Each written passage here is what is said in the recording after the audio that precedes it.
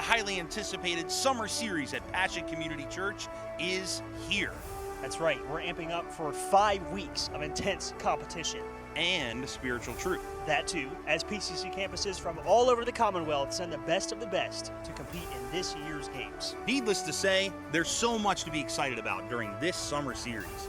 Records poised to be broken, upsets on the horizon, and many more stories waiting to be told.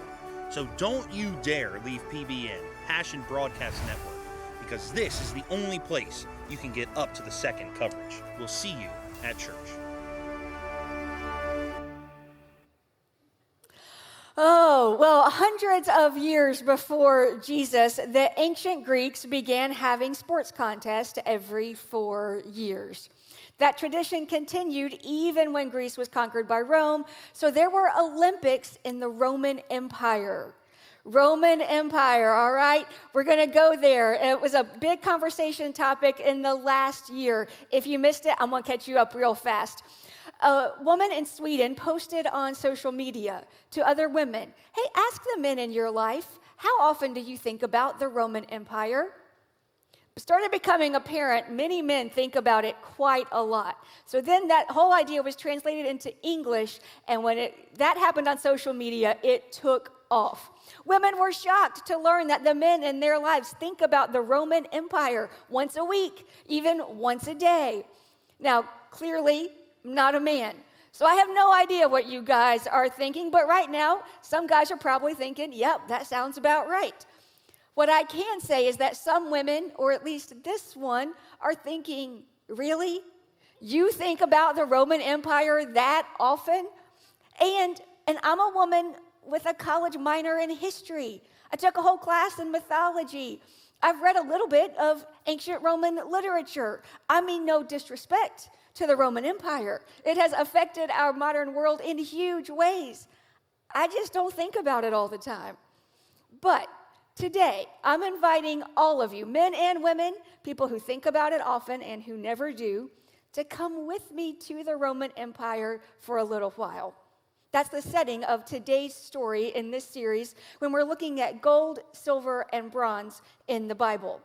Now, the empire that gave us everything from our calendar and democracy to plumbing, heating, roads, and concrete was also the home to one of the 7 wonders of the ancient world, the Temple of Artemis in Ephesus.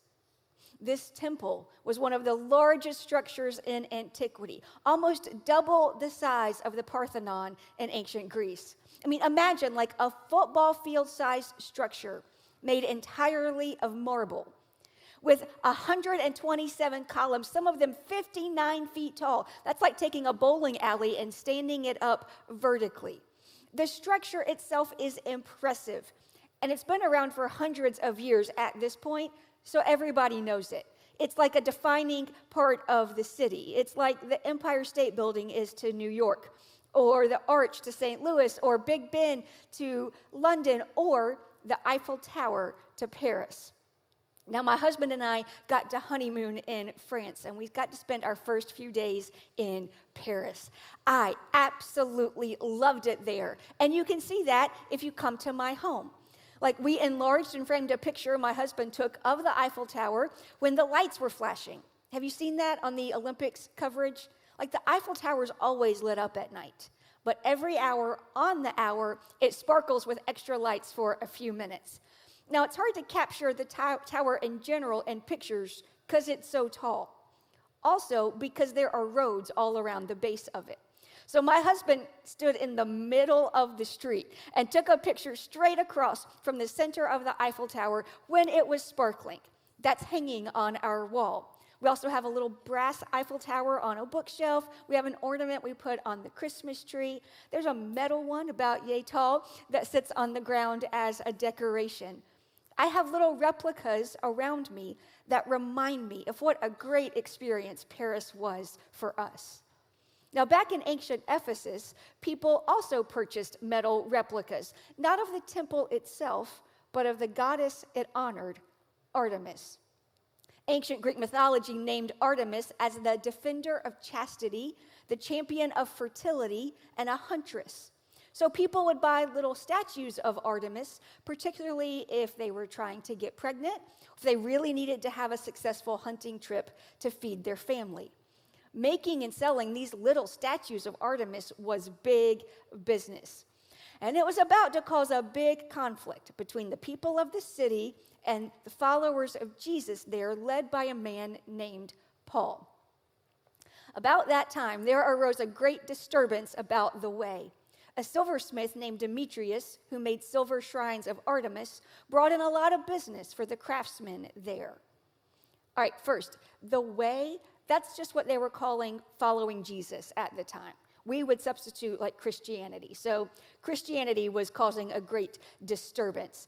And we have our silver our medal for the day. Silver is what is being made here, little shrines that Demetrius and others are making of Artemis. And it's big business at the time. Now, there's another translation of the Bible that I most often read called the NRSV. It translates this a little bit differently. This is a translation from Greek to English. It says, instead of a great disturbance, there was no little disturbance, and that the silver statues brought no little business to the artisans of the area. I mean, I kind of like the more literal no little there. It's still saying big, it's just more interesting.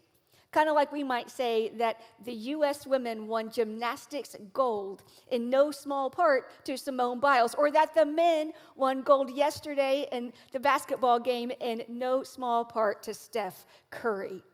No small disturbance is brewing in Ephesus for the silversmith Demetrius. Let's keep reading. He called them, the other silversmiths, together and said, "You know, my friends, that we receive a good income from this business. And you see and hear how this fellow Paul has convinced and led astray large numbers of people here in Ephesus and in practically the whole province of Asia. I mean, he says that gods made by human hands are no gods at all." Okay, now we're seeing more of what's happening here. The silversmiths are making good money selling their goddess statues. Now this Paul fellow is threatening their business. He is preaching and teaching about Jesus so convincingly that lots of people are leaving the worship of idols. I mean, he's even going so far as to say that gods made by human hands are no gods at all. We read this today, and this is not like life-altering to most, maybe any of us in this room. But back then, this was a revolutionary idea. These people and the civilizations around them, they believed in man-made gods and goddesses. The idea that man-made gods were no gods at all was radical. So to help us get this and connect with it, let's try to put it in a modern context. Some of you might say that man-made Christmas trees are no Christmas trees at all. All right, we'll weigh in here. By the way, I'm team man-made tree. Because, thank you, Elijah's with me, because the real kind gave me the gift of bronchitis every Christmas till we figured out I was allergic to that. Here's another one. Is man-made intelligence any intelligence at all? We're here, y'all, like we've been talking about this day since I was a kid, but now AI is part of everyday life. Or is meat made by human hands any meat at all? You know that impossible meat stuff? No, thank you. I'm going to pass on that. But we can do this about several food items. Here's another, man-made butter. Now, it sure does spread easily, doesn't it? But it is not the same as the real deal. Or man-made pancake syrup. Is it real syrup? I don't know here. I bet some Northeasterners would have strong opinions on this and would disagree with maybe some Mid-Atlantic folk who are used to the fake kind. How about man-made sugar? I bet in this room right now there's Team Sweet and Low and Team Equal and Team Splenda and Team Real Sugar. We could debate today about whether or not these man-made things are real. But I bet, at least I hope, it would not lead to the sort of all-out riot that's getting ready to unfold in Ephesus. Now, to be fair, it didn't all start on this one day. Tension has been building. And it's heightened because of where all of this is taking place. At this time, Ephesus is a great Roman city, and Roman cities are filled with statues of gods and goddesses that people actually believe in. And Ephesus was the center of magic arts in the ancient world. Now, magic is still around us for sure. I'm not really interested in debates about Harry Potter or anything like that. Books telling fictional stories are altogether different from the magic in first century Ephesus. I mean, at this time, people aren't just telling stories about magic, they're actually doing extraordinary things. And followers of Jesus, like Paul, are seeming to do extraordinary things too. The difference is that it's God's power working through them. And the people are starting to notice the difference between man's magic and God's miracles, even the magicians themselves. A number who had practiced sorcery brought their scrolls together and burned them publicly. When they calculated the value of the scrolls, the total came to 50,000 drachmas. In this way, the word of the Lord spread widely and grew in power. The sorcerers burned their scrolls worth 50,000 drachmas. That was an enormous value. It's possible that 1 drachma was a day's wage at the time. So that's wages for over 137 years of work, incinerated voluntarily by the owners and practitioners when they realized the worth of knowing God and his real power versus their power. This thing is what happens in Ephesus right before Demetrius gets the silversmiths together. This is why he's so worried. He's afraid of what these Jesus followers are going to cost him. So he tells his fellow tradesmen, there is danger not only that our trade will lose its good name, but also that the temple of the great goddess Artemis will be discredited. And the goddess herself, who's worshipped throughout the province of Asia and the world, will be robbed of her divine majesty. He's worried that his trade will lose its status and that Artemis and her temple will be discredited. And he's doing what so many of us do when he's afraid. He's rallying support. He's telling everybody else about the dangers that are threatening their livelihood and their culture and their beliefs. And it works, because playing on those fears always works. And here's what happens with the silversmiths. When they heard this, they were furious and began shouting, "Great is Artemis of the Ephesians." Soon the whole city was in an uproar. Some were shouting one thing, some another. Most of the people did not even know why they were there. They all shouted in unison for about 2 hours, "Great is Artemis of the Ephesians." All right, I'm going to start at the end here. I have definitely been in crowds where we shout about how great a representative of a place is for about 2 hours. It's not Artemis of the Ephesians, but the Hokies of Virginia Tech. Yes, and the Wildcats of Kentucky, or whoever your team is. Maybe you've cheered for the Nats or the Caps of Washington. That's what we do for about 2 hours at sporting events. But the rest of this, would you want to be in a situation like that? Crowds of people in an uproar, some shouting one thing, some another, most not even knowing why they're there. Who would want to be part of that? You know, most of this story feels foreign and ancient because it is foreign and ancient. It happened a long time ago on the other side of the globe in a completely different culture of magic and statues of gods and goddesses. But this part doesn't feel so far away. In fact, it feels way too close to home. Now, I know there are legitimate reasons for getting upset, and we can all have opinions. I have plenty of them, and I can be passionate about them. But it feels like everybody's scared and sharing their fears with others and getting them all riled up and in a tizzy. Then we're angry and we're shouting back and forth at each other. Nobody's listening. Nobody's showing empathy. And I bet many of us have been shouting for so long, not 2 hours like in this story, but for years, we don't even know why we're doing it. Who really wants that? Who really wants this? So, let's dig into this story. Let's see what we can learn from it so we can do better, so we can be better. And the question I want you to consider through the rest of our time is, who are you going to be? Which person or people are you going to be like? First, let's look at Demetrius. Let's be honest. We don't want to be him, do we? I mean, we don't want to be the guy who's making idols of a false goddess. We don't want to be that guy. But I think we have more in common with him than we'd like to. No, we're not silversmiths, and we don't make idols that encourage people to violate the 10 Commandments. But we do have fears like him, don't we? You know, he names several of those fears. You know, my friends, that we receive a good income from this business. There is danger that our trade will lose its good name.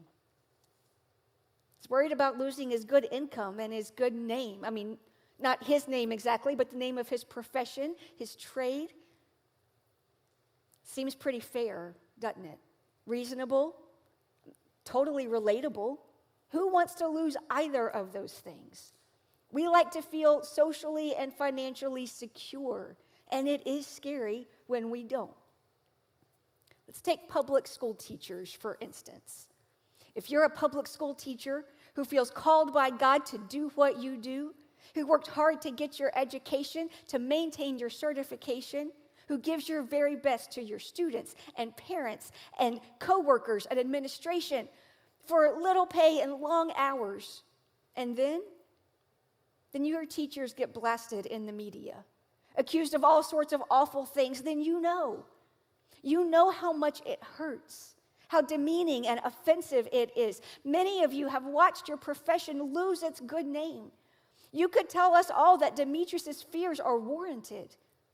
By the way, side note, teachers, I tried to do what you do for 1 year, just one. It was so hard. It was so hard. It's so much harder than most people will ever realize. And it's only gotten harder, a lot harder, since when I tried it. So, as school starts around us, some of you are going back to work tomorrow, some already there, for whatever it's worth. I hold your profession in very high esteem, and I pray for you. But it's not just teachers, is it? We could talk about almost any public-facing, public-serving position and say the same thing about how you've watched the good name of nursing and policing and other great professions deteriorate. It's what you do with your life, your time, energy, skills, intelligence. It's being disgraced. It's awful. So is losing a good income. I don't think we need to explain that. I think we all get it. That's what this story is really about for Demetrius. If you take away the whole idol business, which is that in this story, it's a business. The story's not really only about worshiping a false goddess. It's about being afraid to lose your security, to be afraid to let go of it. We can probably all relate to that, right? Even the very strongest amongst us. Like, I saw this story. They took our men's gymnastics team to the top of the platform of the high dive. Now, the question they were trying to answer was, can those guys jump and spin in diving like they can on the floor? But it was the wrong question. I know they say there are no bad questions. This was a bad question. A better one would have been, can they handle the platform? Because they couldn't. One of our guys, one of our male gymnasts, wrapped himself around the railing. Like the edge was way out here, and he was like, nope. He climbed the steps, and he stayed right there. Another one of them, man, he walked to the very edge. And he stood there, and he was talking to himself, and other people were talking to him, and then he finally did it. He stepped off. Smallest effort possible. No jump, no spin, flip, or dive, just a baby step. Reminded me of a girl we saw on vacation. We were in a stream in the Great Smoky Mountains, and people were climbing the side of the mountain and jumping into a natural swimming hole below. Young men and women in their 20s were doing it on repeat. And then a girl, probably a preteen, climbed up and froze. Now, this wasn't like the platform for the high dive. There were no railings to wrap herself around. There were no steps to climb back down. There was one way down. Jumping. No baby steps here. See, rock jutted out on the mountain beneath the jumping spot and the water below. If you didn't really jump, you were going to smack into the rugged rock face before submerging in the water. The only way down safely, at least, was for this young girl to totally commit and go for it. By the way, I guess at some point she did. We'll never know for sure. We're completely unresolved about this. After watching her for half an hour, we just left. We couldn't take it anymore. That night, there were no news stories, no tragic accident, no epic helicopter rescue, so we assume at some point she fully committed and went for it. Fully committing and going for it. It's kind of what the magicians or the sorcerers did. Again, probably not the characters we would initially want to be in this story. Beyond performing a card trick or making a quarter disappear with sleight of hand, magic probably isn't something many of us have pursued. But let's look at them a little more closely. We might find we want to be them after all. Remember, it said a number who had practiced sorcery brought their scrolls together and burned them publicly. When they calculated the value of the scrolls, the total came to 50,000 drachmas. In this way, the word of the Lord spread widely and grew in power. This is the total opposite of Demetrius and the other silversmiths. Those guys were afraid of losing the very things that these people lay down, their profession or trade and their good income. Those guys rallied a large audience and caused a riot. These guys piled up a huge investment and started a bonfire. There's no turning back from this. Their scrolls are gone. They can't change their minds and take them back and use them. They can't sell them. They completely and finally sacrificed their security to follow Jesus. These responses to the way of Jesus couldn't be more different. The sorcerers are fully embracing the cost of following Jesus. The silversmiths are terrified of what it might cost them. I think a lot of us find ourselves there sometimes, afraid that following Jesus might cost us security and status, how people see us. Maybe it'll cost us money if God puts it on our hearts to give.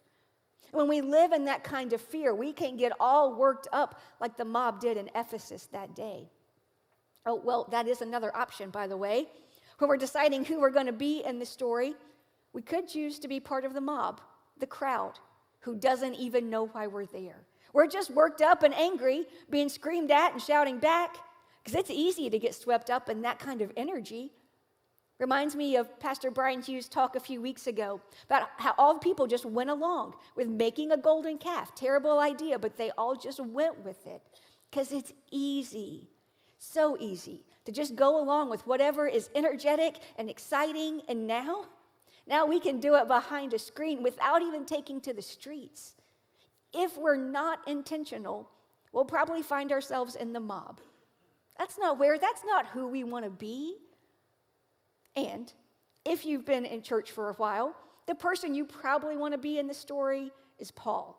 Even though he stays away from this whole riot, his preaching is the catalyst for this episode. And there might be a Paul here today who God's calling to share his truth and his power for others around him, so that people like the sorcerers can hear it. People who are far from God, people who are probably considered off limits for winning over to the way of Jesus. I mean, everything about their lifestyle was in complete opposition to it. But then they encountered the power, the truth of Jesus, and they let God drastically change their lives. They were seen as sorcerers. That was who they were known to be, and they walked away from it for Jesus. They had resources of immense worth, but they knew that in their case, they couldn't hold on to them and follow Jesus at the same time, so they destroyed them. I do think that detail is important. They destroyed them. See, here's how the story did not go. Paul and other followers of Jesus didn't publicly blast sorcerers for living outside the teachings of Jesus. They didn't take away their scrolls. They didn't ban them. They didn't burn them. The people who had the scrolls realized, once they encountered the power and truth of Jesus, that the scrolls needed to go. They laid down their livelihoods for the sake of the good news of Jesus, because that's the way of Jesus.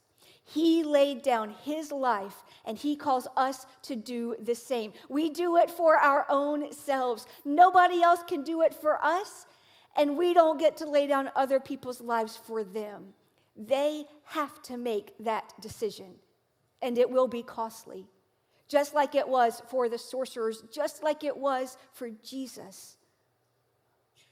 See, I wish I could say that Demetrius' fears were misplaced, that he had no reason to fear Christianity, no reason to fear it would threaten the good name of his profession or his good income. But I can't do that. If the good news of Jesus were going to spread in his city, and it did, then it would absolutely threaten his silver idol making business. And when that business failed, it would hurt both the status of his profession and his own income. I wish I could say that you can decide to follow Jesus right now, and you don't have to be afraid of it affecting your good name or your good income, but I can't. What I can say, though, is that if you follow Jesus, you'll get a whole new name as his son or daughter, a new status that surpasses anything you have right now. You get the security of knowing you'll be with God now and forever.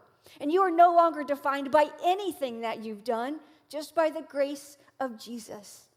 Your new status is that you carry God within you, like Pastor Elijah talked about a few weeks ago. And your financial status? I don't know.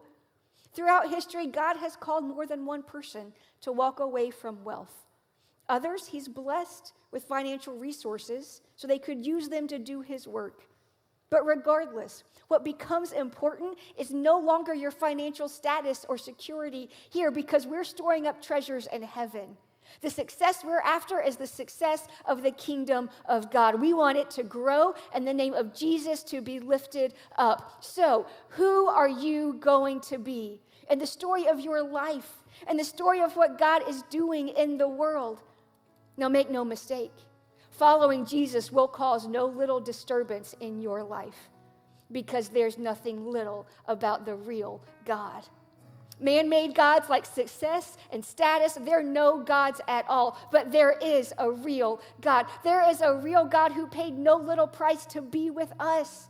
He left heaven and came here to this broken world. And there's a real God who paid no little price to defeat death. He let himself be tortured and killed so that we could live forever. And he asked no little thing of you, giving him your life, who you are, what you have. But you're giving it to the God who has no little power to change your life. If he can create the heavens and the earth, then imagine how he can recreate your life.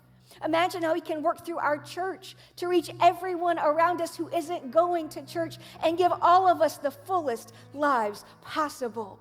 So, who are you going to be? Are you going to hold on to your fears? Are you going to get caught up in the mob?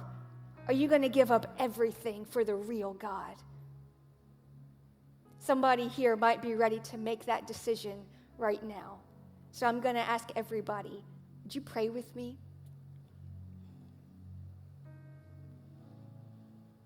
God, we confess we're afraid. We're afraid, and when we get afraid, then we get angry, and we get caught up in the anger that's all around us all the time. And that's not what we want. That's not who we want to be. We are so grateful it's not who we have to be. Thank you for your grace. Thank you for offering us a new life. God, that's what we want. We lay down our lives. We lay down our own rights to our own lives. We want you. We want the lives that you have planned for us. And we are committed to following you and pursuing who you want us to be from this moment forward. It's in your name that we pray. Amen.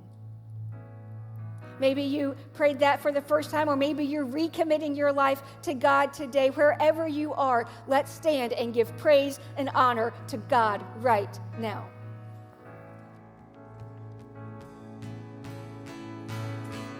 Your name is the highest. Your name is the greatest.